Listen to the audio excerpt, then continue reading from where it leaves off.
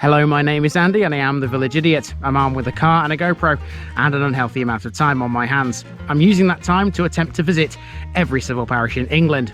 You're watching the East Lindsey series. This is the biggest district in Lincolnshire, containing 188 civil parishes. Without further ado, here's today's offering. Welcome back to a damp and a little bit miserable East Lindsey this morning, folks. Even though it is a little bit wet, I'm not too worried about that because I'm in a beautiful little village. And even though the rain is coming down, I still think this one's going to look fantastic. And you know what? There's a reason for that. Because there are houses just like the one you can see to the left of the shot here. Wouldn't you just look at that gorgeous thatched cottage? It's the sort of thing that Nikki would call chocolate box. But unfortunately, Nikki's not here. I will show her this video though when I'm done. This is the parish of Hemingby.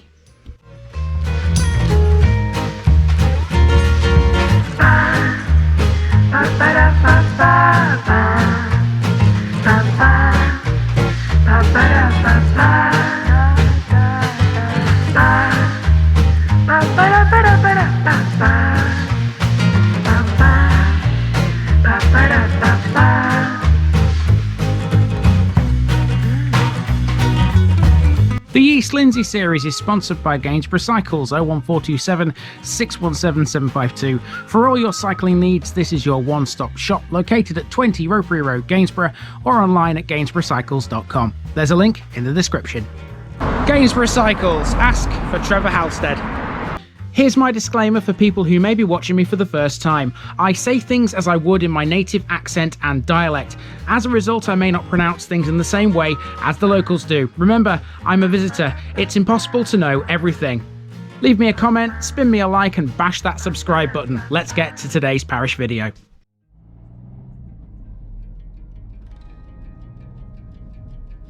Hemingby, Hemingr's farm. Now here's a beautiful little village for you all this week. Our journey through East Lindsey brings us to Hemingby, a small settlement that's defined as a dispersed village by many geographers. It sits at the foot of the Lincolnshire Wolds between two watercourses which join each other just south of Mill Lane, the River Bain and Hemingby Beck. First recorded as Hamingebi in the Domesday Book, deriving from an Old Scandinavian personal name, Hemingby has always been about farming or other rural-related activities like milling and smithing. In 1801, the population was 231, and by 1891 it had grown to 400, by which time Hemingby had become a thriving farming community. It continued to be so well into the 20th century. To this day, farming is a major economic activity in the village. Hemingby's farms are among the most efficient in the country. Their livestock regularly win prizes at the Lincolnshire Show and various other shows up and down the country. However, with this efficiency has come a reduction in the demand for labour, and only a few villagers are now employed in agriculture. Improvements in road transport and electronic means of communication have led to an influx of residents attracted by the beautiful surroundings of the Lincolnshire Wolds instead. I can't blame them really. Let's get going.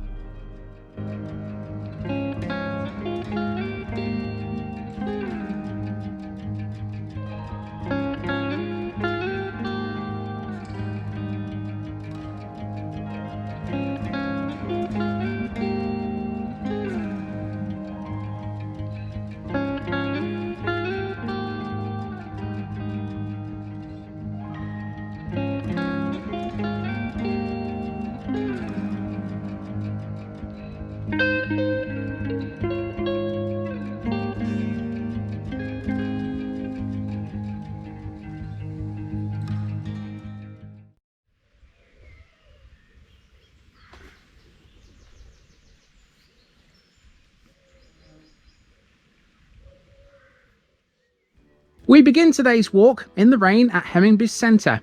This is the phone box outside the church. Effectively, Hemingby is split into two parts, one south of the church, the other north of it, and splitting the difference is Main Road, a narrow but generally straight lane that leads to the A153 near Belchford.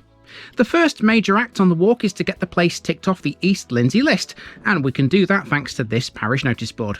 That can be found on the wall outside Hemingby House, the modern name for the old rectory, a mid-18th century red brick building set back from the road.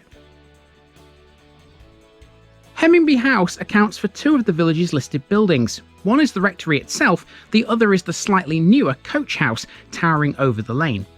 Hemingby has 4 other listed buildings and we'll catch 3 of them on this walk.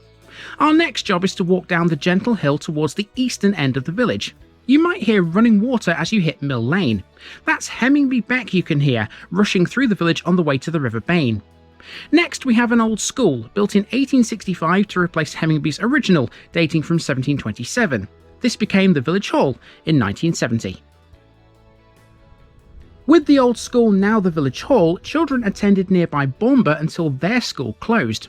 Local children now go to Tetford, Scamblesby or Horncastle.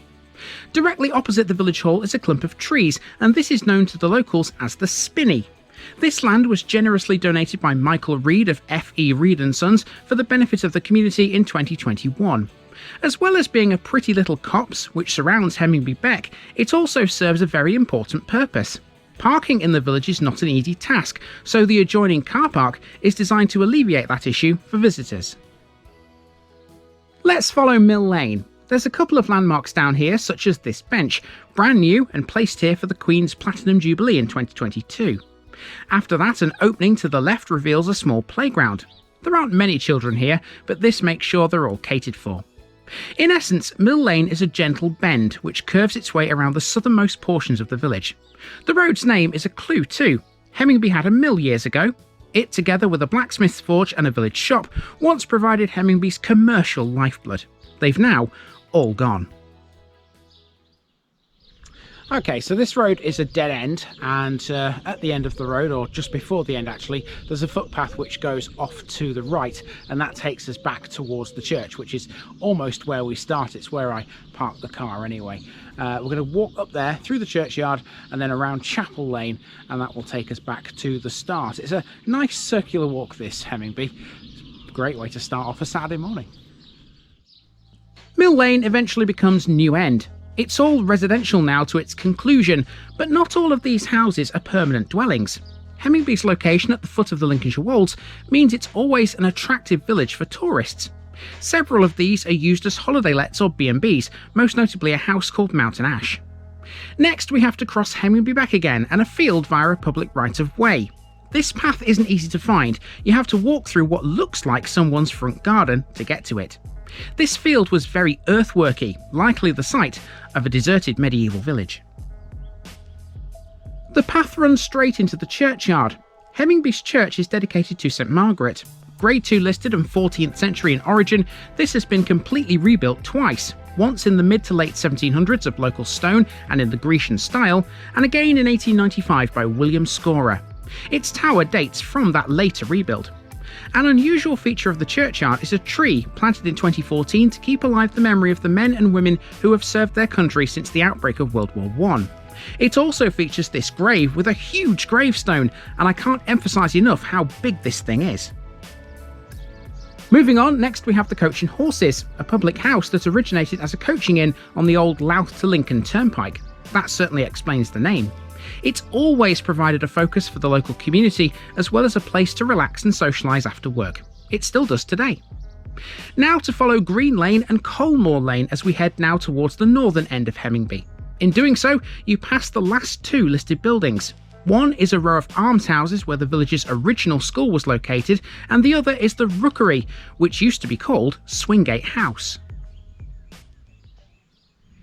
Okay, so to get back to the start and complete the circuit, if you like, all we've really got to do is walk along Chapel Lane, which is the road behind me here, loops around back onto Main Street, and that's basically it. That's the circuit and the walk around the parish of Hemingby.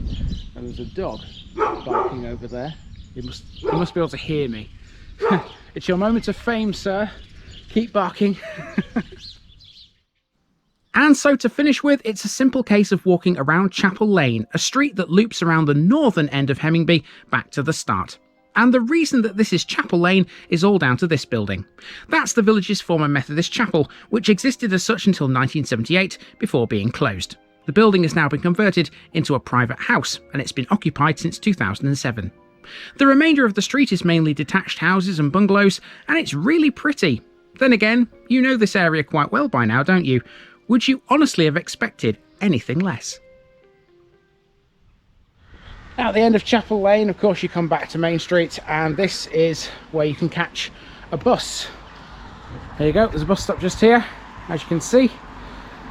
Let's have a look and see what's in the shelter. Bus information, pretty much, and a few other notices, but I've already left a card elsewhere, so yeah, cool. There you go, that's Hemingby, effectively. So let's walk back to the car, up to the church, and move on to the next one. With Hemingby in the books, it was time to head north into the Lincolnshire Wolds. Even though Hemingby is close to them, it's not actually on the Wolds. The next place definitely is, and this relatively flat ground is soon to give way to some steep gradients. Join me next time for more East Lindsey goodness.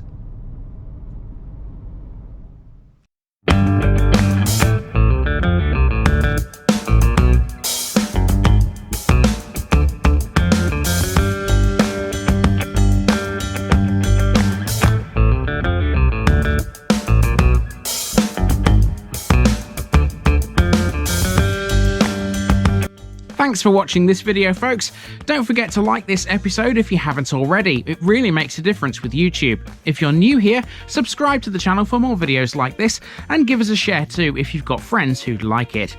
You can find all the links to my social media accounts below, as well as my Buy Me a Coffee page where you can donate to the channel. Also, if you've enjoyed this episode, have a look at some more videos in this series. Until next time, I've been Andy, also known as the Village Idiot, and I'm out.